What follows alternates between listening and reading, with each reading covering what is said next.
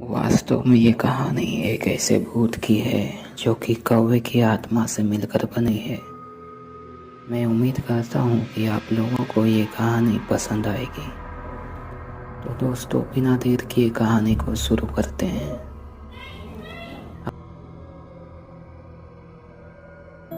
आधी रात को घने जंगल में सुनसान रास्ते से एक कार गुजर रही थी। सुमित अपने दोस्त पंकज के साथ कार में बैठा था और बिना कुछ बोले तेज गति से कार को चलाए जा रहा था। पंकज भी खामोश बैठा हुआ था और उसके चेहरे से डर का भाव साफ साफ देखा जा सकता था। दरअसल पंकज के डर का कारण एक ऐसी घटना थी जो कि उसके साथ अभी अभी कुछ घंटों पहले ही घटी थी।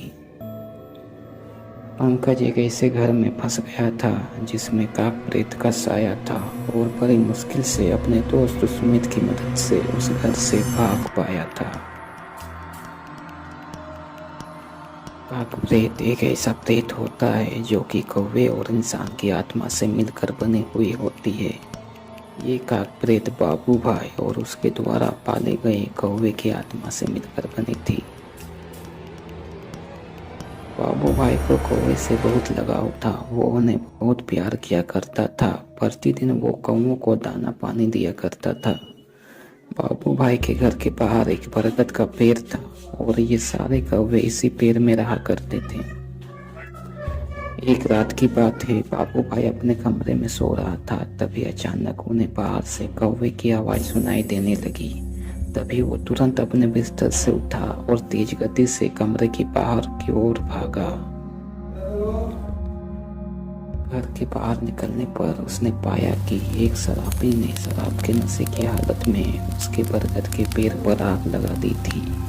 सभी कौवे बरगद के पेड़ के ऊपर इर्द गिर्द उड़कर अपनी जान को बचा रहे थे। बाबू भाई इस तरह से अपने प्यारे कौवों का घर जलते हुए नहीं देख सकता था, इसीलिए उसने पानी से आग को बुझाने की कोशिश की। बाबू भाई पानी से आग को बुझाने की कोशिश कर ही रहे थे कि तभी पेड़ की एक जलती हुई टहनी उसके ऊपर आके गिर गई, जिसके कारण बाबू भाई की मौत हो गई। अब वो बरगद का पेड़ भी आधा जलकर राख हो गया था।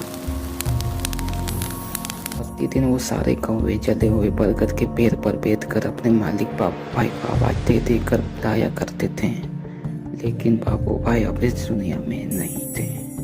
अब इन कौवों का ख्याल रखने वाला कोई नहीं था।